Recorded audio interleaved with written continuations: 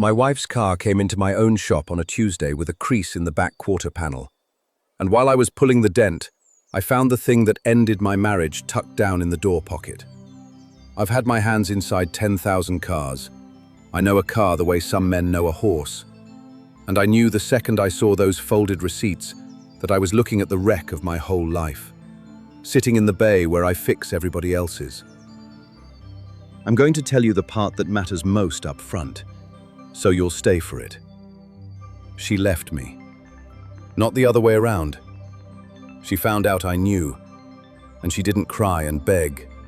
She chose him, a cleaner, shinier man than a fellow who comes home with grease worked into his knuckles. And she walked out the door into the better life she figured she'd earned. And a little over a year later, she stood on my front step wanting to come home. What I said to her on that step is the whole reason I'm telling you this, because it's not what the man I was that Tuesday would have said. Where are you listening from today? Tell me. I like knowing who's out there. And stay to the end, because what I learned in the year between her leaving and her coming back is the thing I'd hand to any man whose wife just walked out the door. My name is Clint. I'm 45 years old, and I own a collision and body shop in a small town in Oklahoma. Clint's Body and Paint. My name on the building, been mine for going on 16 years. I straighten what's bent. I make what's wrecked look like it never happened. And I'm good at it. Good enough that people drive from 2 counties over to have me put their cars back to true.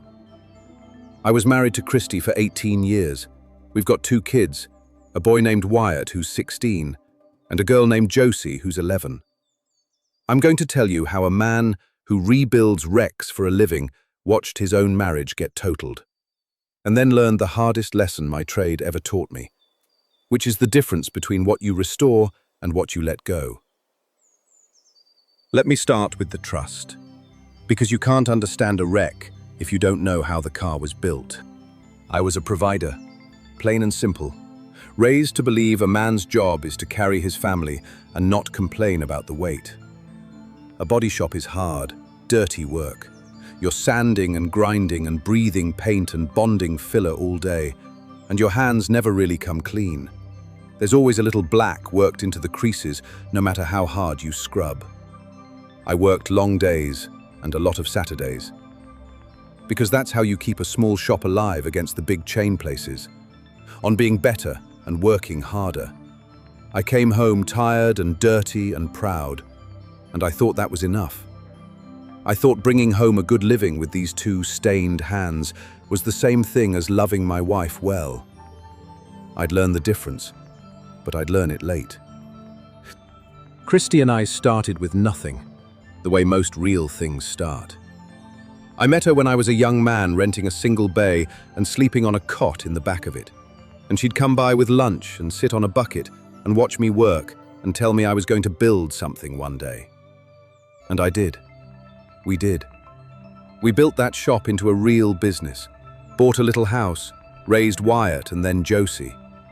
For a lot of years we were a team, her doing the books and the front office in the early days, me in the back with the cars, the 2 of us closing up together at night, smelling like paint and coffee.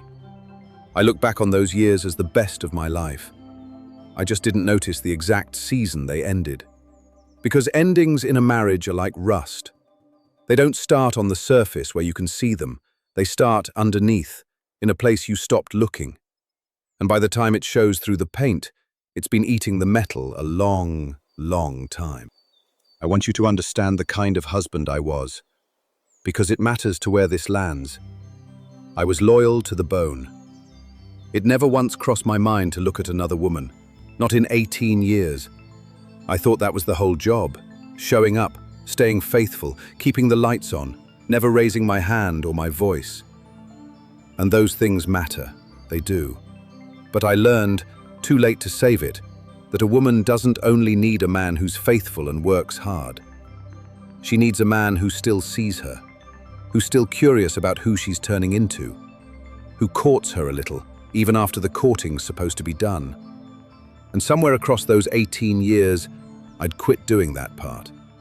I'd become so sure of her, the way you get sure of a tool you've had forever. that I stopped really looking at her at all. I was faithful, and I was steady, and I was, without knowing it, absent in the one way that turned out to matter. I'll tell you about a change I should have read and didn't. A couple of years back, Christy got into real estate, got her license, got on with an agency, and she was good at it. And I was proud of her. But it brought her into a different world than the one we'd built. A world of nice houses and nicer cars and people who dressed for a different kind of life. And slowly, without either of us saying it out loud, she started to look at our life, and at me, a little differently. The shop got to be something she didn't mention at her work functions. My coveralls embarrassed her at a thing or two we went to. She started talking about the kind of neighborhood we ought to be in, the kind of life we ought to be living. And there was a new edge in how she said it, like our life had become a starter home she'd outgrown. I told myself it was just ambition, that a man should want his wife to dream big. I didn't let myself hear the other thing under it, which was that somewhere in there she'd started to be ashamed of the grease in my knuckles. And a woman who's ashamed of where she is goes looking for somewhere else to be.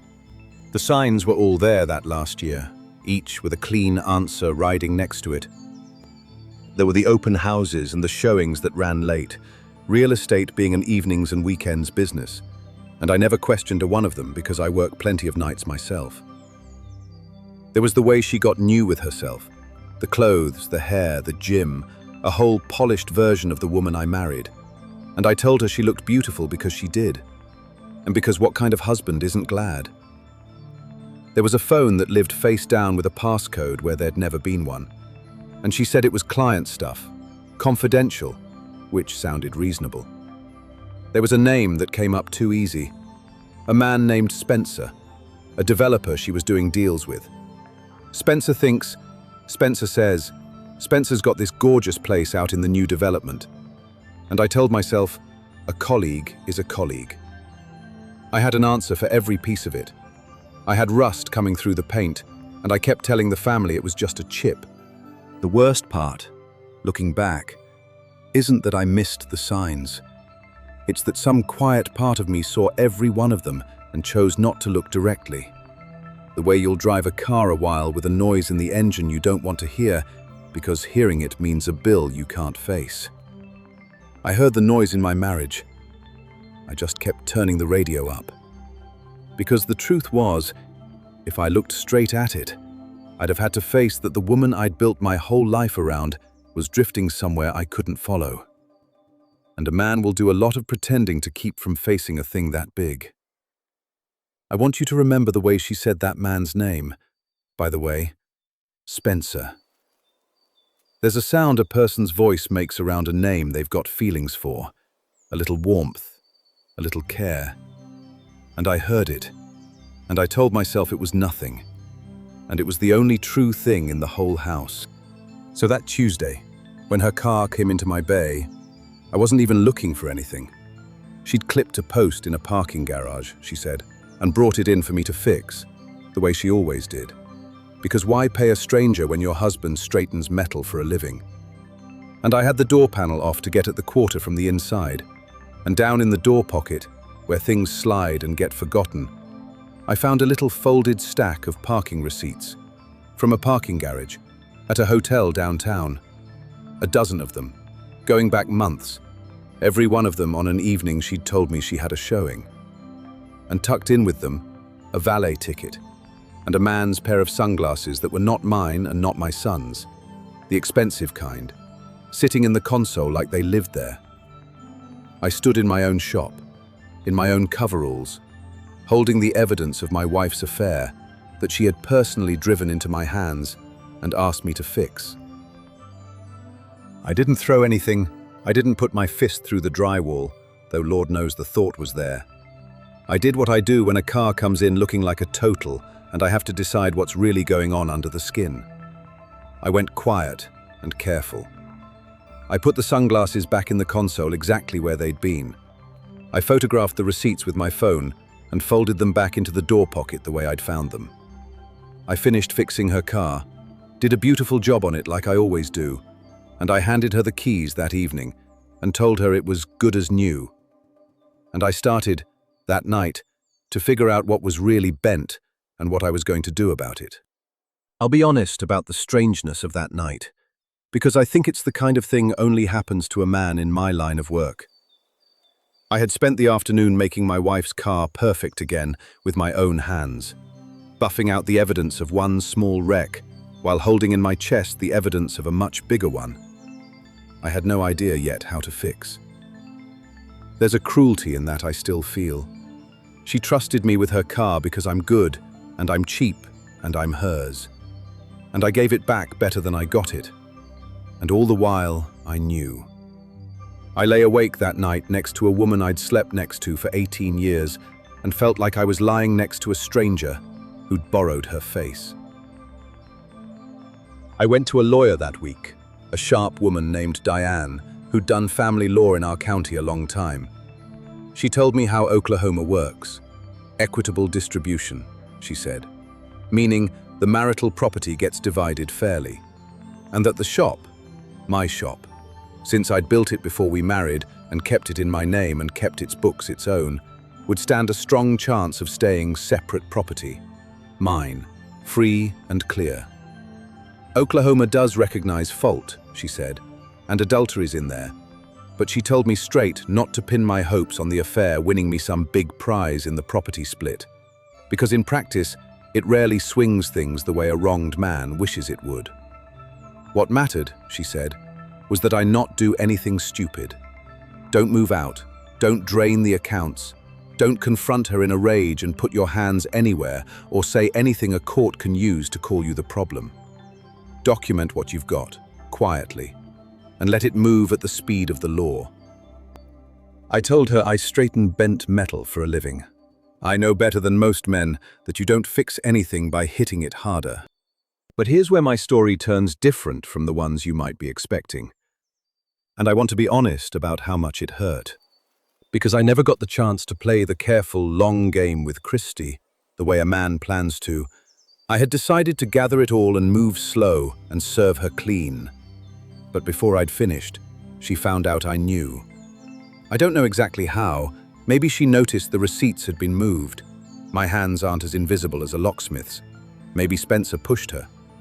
But she came to me one evening, and I braced myself for the tears and the "I'm so sorry" and the "it meant nothing," the begging I'd seen other men describe.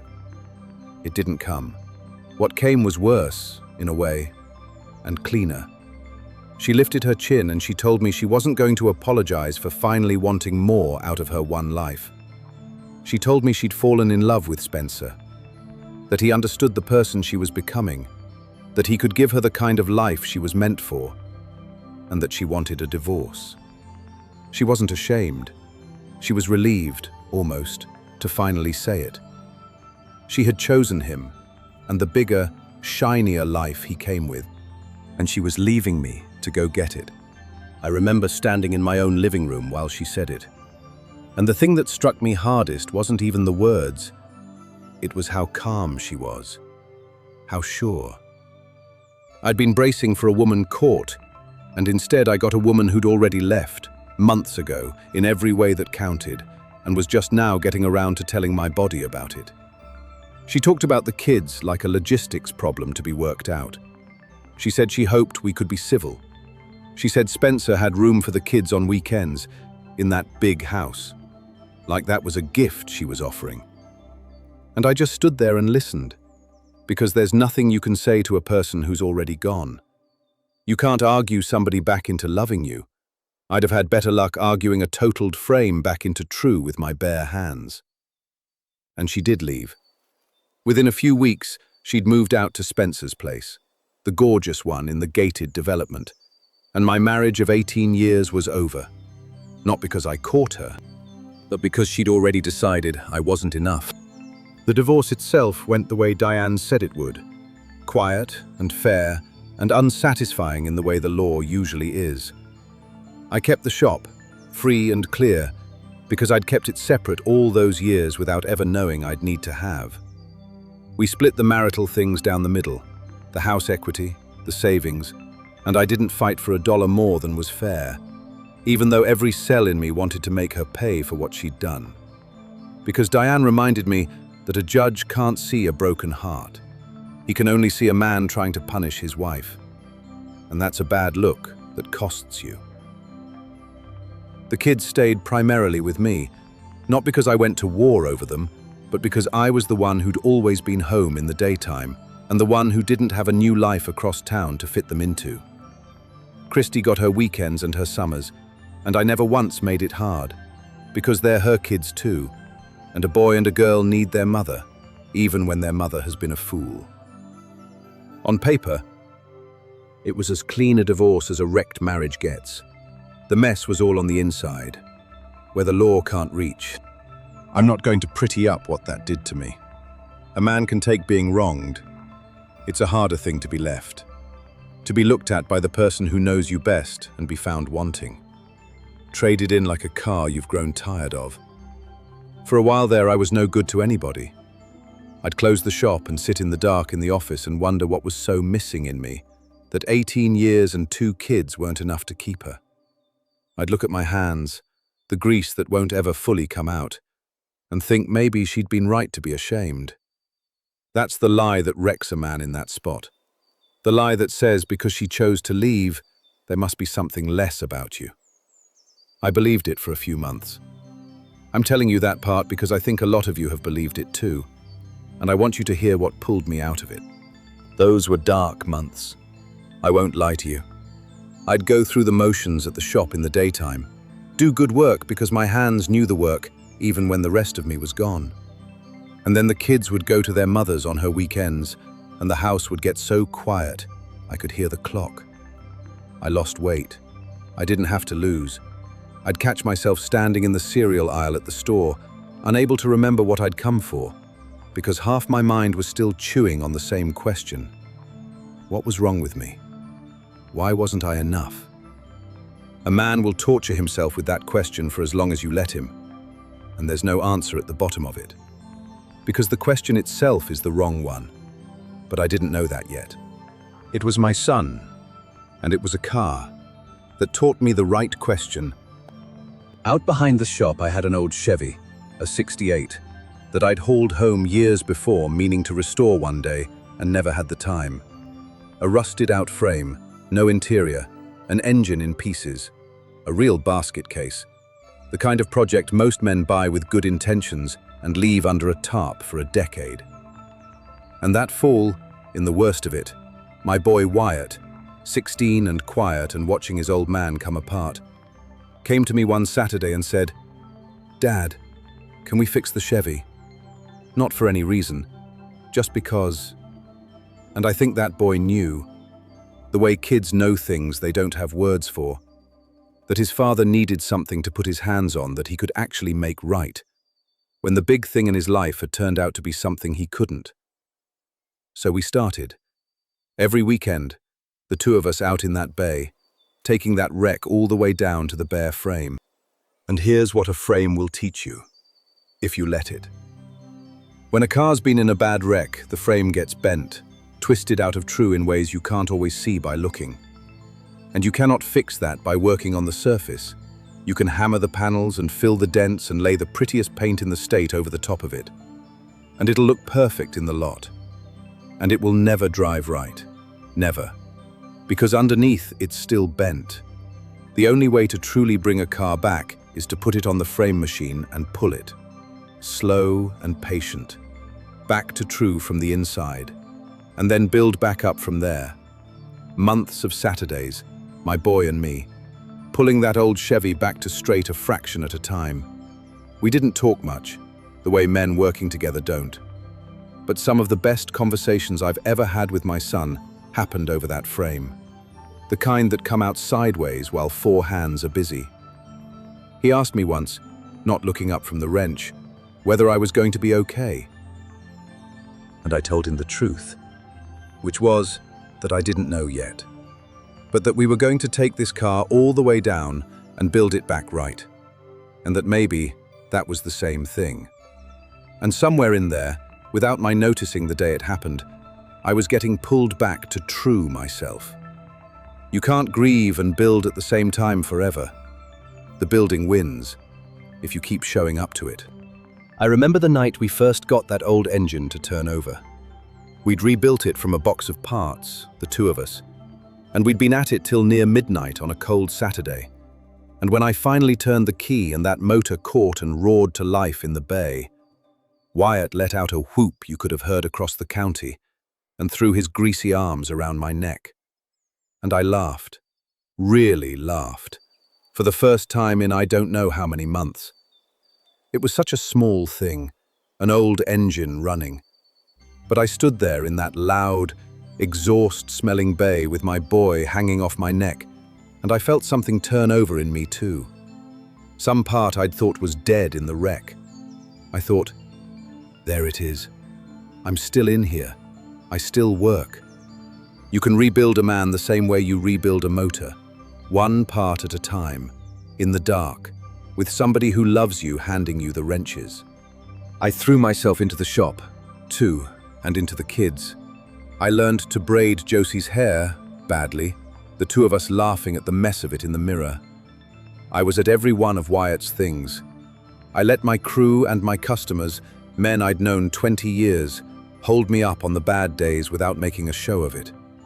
One of my oldest customers, a rancher I'd been fixing trucks for since I opened, put a hand on my shoulder one afternoon and said, "Son, the good ones get left sometimes too. Don't you dare let her take your worth with her when she went." I about lost it right there in the bay. And slowly, the way rust comes through, but the way healing comes too. From underneath where you can't see it day to day, I came back to myself. Not the same, you're never the same, but true, driving right again. I got to where I'd go a whole day and not think about her, and then a whole week. And one morning, I woke up in my quiet house with my kids down the hall, and I realized I was, of all things, content. I had built a life I actually liked, with my own two stained hands, out of the wreck she'd left behind. And that, of course, is exactly when she came back. It was a little over a year after she'd gone. The thing with Spencer had come apart, the way I'd later pieced together that it always does, when it was built on nothing but wanting something shinier. The big house in the development wasn't really his, it turned out, or wasn't his free and clear. And the life she'd traded us all in for had a lot less under the paint than it showed in the lot. He'd moved on to someone newer, and one evening there was a knock, and I opened my front door, and there was Christy on my step. And I could see the whole speech in her face before she said a word. She'd come back. She talked about the kids, about 18 years, about how she'd made a terrible mistake, about how she could see now what she'd had, about whether we couldn't find our way back to each other, for the family, for all of it. She'd dressed for it, I noticed, dressed the way she used to before all the real estate polish, like she was trying to look like the woman I'd married instead of the one who'd left. She cried, real tears, and I don't doubt they were real, because I think she had finally, genuinely understood what she'd thrown away. A year before, that speech would have done something to me. I'd have felt the old hope come up, the pull of the easy thing, the chance to put the family back the way it was, to undo the worst year of my life with one word. I want to be real careful here, because this is the part that's different from how these stories usually go, and it's the part I most want you to hear. I felt none of it. I stood in the doorway of the life I'd rebuilt and I looked at her and I felt, more than anything, a kind of quiet, sad kindness toward her. The way you feel towards someone you used to love, who's standing in the rain of their own making. But there was no pull. There was no almost. The man she'd left wasn't standing there anymore. I'd pulled myself back to true while she was gone, built myself back up a fraction at a time on 1,000 small Saturdays. And you cannot drop a rebuilt frame back into the shape of the old wreck. It doesn't fit anymore. It's not that I was punishing her by feeling nothing. It's that the part of me that would have ached for her had been quietly, honestly, rebuilt into something else while she was off chasing a bigger house. I told her, gentle, because there was no reason left to be anything but gentle, that I was glad she could see it now, and that I forgave her. I truly did, but that I wasn't going to come back, and neither was the marriage. I told her she hadn't broken something that could be bent back into place. She'd totaled it, and I'd hauled it off and built something new where it used to sit. And the new thing was mine. And it was good. And it didn't have room in it for going backward. I told her the kids loved her, and I'd never stand between them and their mother, and that I wished her well. And I meant every word of it. And then I closed my door, not hard, not with any drama, just closed it, and went back to my quiet house. And I was not angry, and I was not gloating, and I was not even sad, really. I was free. That's the only word for it. Free. I want to say something careful here about that freedom, because I know some of you came hoping she'd suffer, that I'd slam the door and laugh, that the other man would get destroyed and I'd stand over the wreckage. And I understand that. There were months I wanted that too. But I'll tell you the truth, that the day she stood on my step was the day I finally understood I'd already won, a long time before, and that winning had nothing to do with her losing. The thing with Spencer falling apart, her coming back, that was just weather to me by then. I didn't make it happen. I didn't need it to happen. I'd stopped. Somewhere in those Saturdays under that Chevy, measuring my worth by whether the woman who left me regretted it. Her regret wasn't my victory. My victory was the quiet house and the good kids and the work I loved and the peace I'd built. The regret was just hers to carry, and I felt no need to add to it. And I felt no need to soak in it either. I just shut the door and let her carry her own weather home. I won't pretend I came through clean and proud the whole way. I had to own my piece of it, because a man always has one. I'd been so busy being the provider, so proud of carrying the weight with these two hands, that I'd let the marriage go to rust underneath, while I told myself the paint looked fine. I stopped seeing her, the real her, somewhere in there. Stopped courting her, stopped being curious about who she was becoming. And a woman who feels invisible long enough will eventually be seen by somebody. And it won't always be you. Her choice was hers, and it was the wrong one. And it was cruel in how she made it. But I'd handed her the years of feeling unseen that she went looking to fix. I don't say that to excuse her. I say it because a man who won't look at his own part is a man who'll get wrecked the same way twice. And I'll tell you something about forgiveness, since I used that word with her on the step and I meant it. For a long time I thought forgiving her would mean letting her back in, that the two were the same door. They're not. I forgave Christy not for her sake, and not because what she did was okay, because it wasn't. I forgave her for my own sake, because carrying that much anger is like driving around with the parking brake on. It'll wear you down to nothing, and you won't even notice how much it's costing you until something seizes up. Forgiveness was me releasing the brake. It didn't mean the trip went back to where it started. It just meant I quit dragging her behind me everywhere I drove. A man can forgive completely and still keep the door shut. In fact, I'd say that's the only kind of forgiveness that doesn't cost you twice. So here's what a tired body man would tell you tonight, for whatever it's worth. Not everything that's broken should be restored. That's the hardest thing my trade ever taught me. Some cars come in and you put them on the machine and you pull the frame and you bring them back better than new. And it's a beautiful thing, worth every hour. And some cars come in totaled, bent so far past true that the only honest thing to do is haul them off and build something new in the space they leave. The skill isn't in saving everything. The skill is in knowing, honestly, which is which, and having the peace to let the totaled one go without spending the rest of your life parked next to the wreck, wishing it were different. I see men do that, you know. I've seen it my whole life, around shops and small towns. A man whose marriage got totaled, parking himself next to the wreck of it for 10, 20 years, polishing his grievance, telling the story to anybody who'll listen, waiting for an apology that's never coming, or a do-over that can't happen. That's a man who got wrecked once and then chose to live in the wreck. And I understand the pull of it.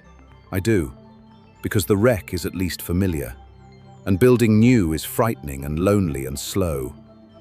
But you cannot drive a wreck. You can only sit in it. My marriage was totaled. I grieved it, honestly and all the way down, and then I let it go. And I built something true in the space it left. And when the old wreck came rolling back into the lot, wanting me to undo all that, I had finally learned to say, gentle and sure, no, that one's done, and mean it without a drop of anger. I've still got the shop. My name's still on the building. The '68 Chevy runs now, and it's mine and Wyatt's. And we take it out on Sunday afternoons sometimes, just the two of us. And it drives straight and true down the back roads of this county like nothing was ever wrong with it. Because we took it all the way down and built it back right. My kids are with me most of the time, and they're good kids. The house is quiet, and it's honest, and it's enough. Tell me where you're standing when you hear this. And tell me, if the one who left you came back a year later, would you know the difference between a thing worth restoring and a thing worth letting go? I think more of you would than fear you wouldn't. Take it all the way down to the frame if you have to. Build back true. And don't ever park your one life next to a wreck, waiting on it to be something it isn't.